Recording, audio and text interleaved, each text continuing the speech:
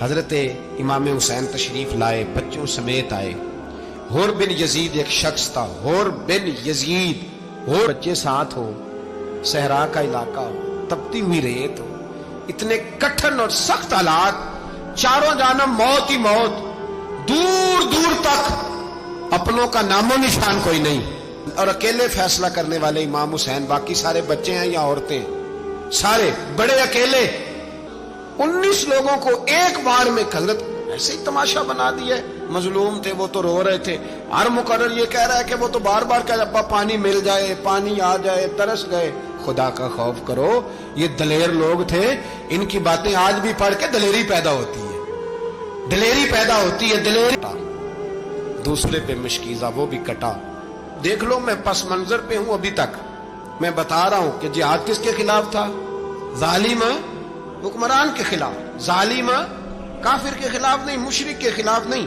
حضرت امام حسین رضی اللہ تعالیٰ عنہ نے ہر جگہ ایک ہی بات کی کہ یزید شرابی ہے تو بچے کٹوا دوں گا، شرابی کو ووٹ۔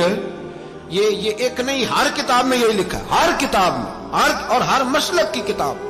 یزید چونکہ مجرے دیکھتا ہے، رنڈیوں کا ناچ دیکھتا ہے، بچے کٹوا دوں گا، اس کے ہاتھ میں ہاتھ۔ امام حسین نے فرمایا چونکہ اللہ کی حدوں کو توڑتا ہے، حقوق اللہ پامال کرتا ہے، حدود اللہ، بچے کٹوا دوں گا لیکن اس کے ہاتھ میں ہاتھ۔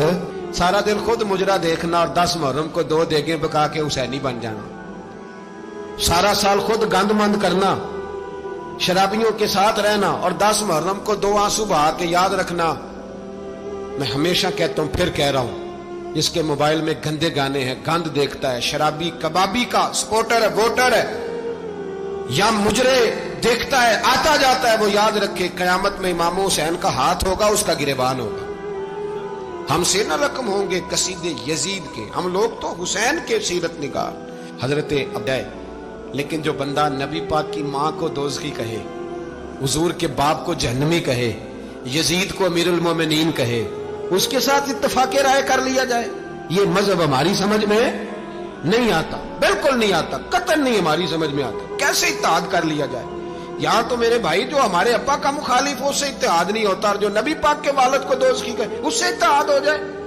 کہتے ہیں جی وہ جی اتنی فرقہ واریت ہو گئی، ہم کس مسجد میں جائیں؟ 60 پارٹیاں پاکستان میں رجسٹرڈ ہیں جو الیکشن لڑتی ہیں، کبھی کسی بندے کو ٹینشن نہیں ہوئی کہ کس کے پاس جائیں کس کے پاس نہ جائیں، کبھی نہیں کوئی بولا کہ اب وہ بھی کھڑا ہو گیا، وہ بھی، کوئی ٹینشن نہیں۔ مذہب کی باری ٹینشن ہو جاتی ہے، اتنا بڑا مذہب ہوتا ہے بھائی، غلط بندے بھی آ ہی جاتے ہیں بیچ میں، تھوڑا پہچان کے چلنا پڑتا ہے، صحیح کون ہے اور غلط۔ اور یہی تو ہمیں امام حسین نے بتایا ہے کہ مذہب کے اندر ہی تم نے شناخت کرنی ہے کہ بندہ ٹھیک کون ہے اور بندہ غلط۔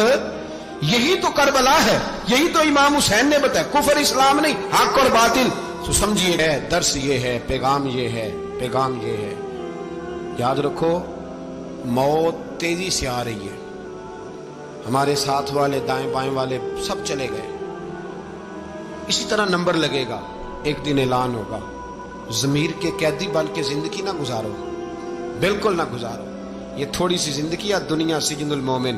حق بات کرو، حق پہ ڈٹنا سیکھو، دین سمجھو، خبردار رسول پاک صلی اللہ علیہ وسلم کے دین میں ظالم، جابر، فاسق، فاجر کی کوئی گنجائش قطع نہیں ہے۔ اپنے آپ کو سمیٹو، اپنے آپ کو سنبھالو، دین میں اپنا کردار ادا کرنے کی کوشش کرو۔ دین طلب کرتا ہے ہم سے کہ ہم نے دین کو کیا دیا ہے۔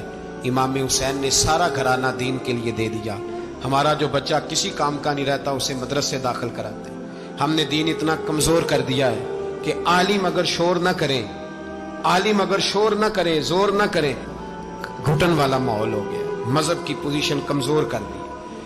اب جہاں تک اس بات کا تعلق ہے جی فرقے ہو گئے، تو میرے بھائی یہ کوئی اتنی خطرناک بات ہے، یہ کوئی اتنا مشکل معاملہ نہیں ہے، یہ تو امام حسین نے بتا دیا تھا کہ یزید کے طور پر ایک غلط فرقہ کھڑا ہو گیا ہے، لہذا اس کا مقابلہ کرنا ہے، اس میں کوئی بری بات ہے؟ لیکن ایک سبق ہے بزرگوں کا کہ اگر سچی بات بھی نہیں کرنی تو پھر اس منبر کا حق ادا نہیں ہوتا۔